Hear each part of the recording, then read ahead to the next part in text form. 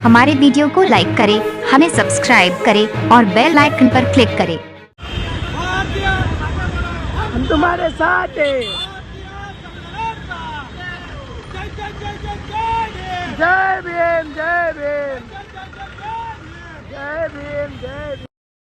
Doctor बाबा साहब अम्बेडकर ने एक ऐसा संविधान लिखा जो हिंदुस्तान में सभी लोगों पे लागू होता है, सभी धर्म के लिए देख रही है। डॉक्टर बाबा साहब ने एक अच्छा कानून लिखे। आखिर भारतीय जनता पार्टी वो कानून को, संविधान को क्यों चेंज करना चाहती है, क्यों बदलाव करना चाहती है?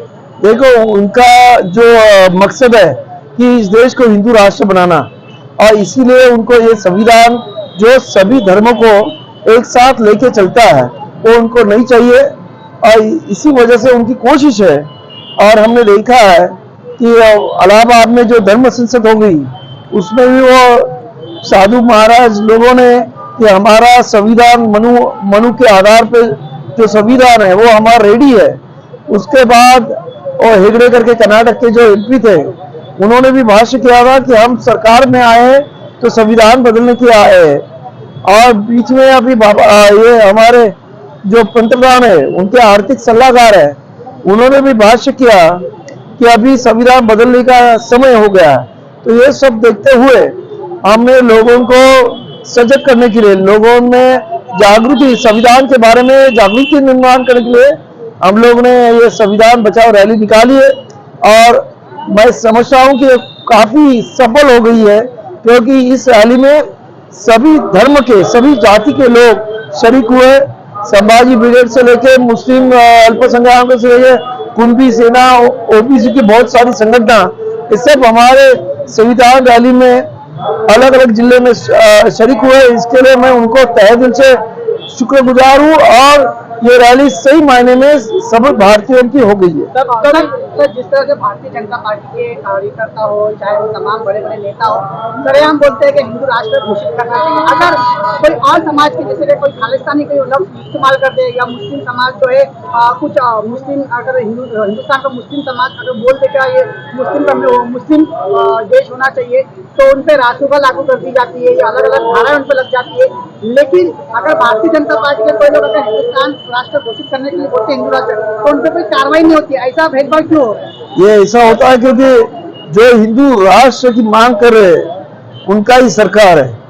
अगर वो सरकार बदलती है, और सही मायने में बाबा साहब का जो सपना था कि इस देश में जाति धर्म को छोड़ के जो भी दलित, कष्टकरी, खेती करने वाले मजदूर और सभी जो सत्ता संपत्ति से वंचित है, वो अगर इकट्ठा आएंगे और इस देश की सत्ता अपने हाथ में लेंगे तो सही मायने में वो लोकशाही होगी। और ये बाबा साहब अम्बेडकर ने सपना देखा। बाबा साहब ने एक दूसरा बताया था कि ये संविधान कितना अच्छा और कितना बुरा है। ये जो संविधान चलाने वाले लोग हैं उनके हाथ कैसे, उनके माइंड में क्या चल रहा है उसके ऊपर है। अगर संविधान चलाने वाले हाथ अच्छे होंगे तो संविधान अच्छा है, संविधान चलाने वाले हाथ बुरे होंगे तो संविधान बुरा होगा। तो इसी तरीके से आज जो आपने क्वेश्चन पूछा, इसीलिए वो हो रहा है। अगर इस देश की सत्ता परिवर्तन होगी तो जरूर उनके ऊपर कार्रवाई हो सकती है। ये आपने जो है संविधान बचाओ यात्रा कब शुरुआत की और कहाँ से शुरुआत की? ये संविधान बचाओ यात्रा हम लोग ने नागपुर से 24 अक्टूबर से चालू की है। वो वहां से भंडारा से गोंदिया, गढ़चिरोली, चंद्रपुर, फिर वर्धा, फिर यवतमाल से लेकर अमरावती, अकोला, फिर बुलढाना, फिर भुसावल, जलगांव, ऐसा करके फिर मराठवाड़ा में औरंगाबाद, जालना, ऐसे करते करते फिर नांदेड़ में आए। नांदेड़ से फिर उस्मानाबाद, सोलापुर करके सातारा, सांगली करके कोल्हापुर से फिर फोंडाघाट से हम तय कोकण जिसको बोलते हैं कि सिंधुदुर्ग से रत्नागिरी, चित्रकूट, फिर महाड़, फिर कोल्हापुर, फिर पेन, फिर पनवेल। कल हम वाशी में थे, आज ठाणा में आए।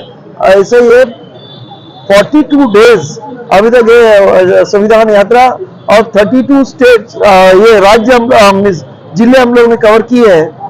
और ये कल पालघर में जाएगी, और पालघर से फिर परसों जो बाबा साहब अम्बेडकर का महापरिनिर्वाण दिन है 6 दिसंबर, तभी वो बम्बई में मुलुंड चेकराके में, वो मुलुंड चेकराके से बम्बई में आएगी, और फिर बाबा साहब अम्बेडकर चैत्य मंदिर में इसका समारोह होने वाला। धन्यवाद। जय भीम।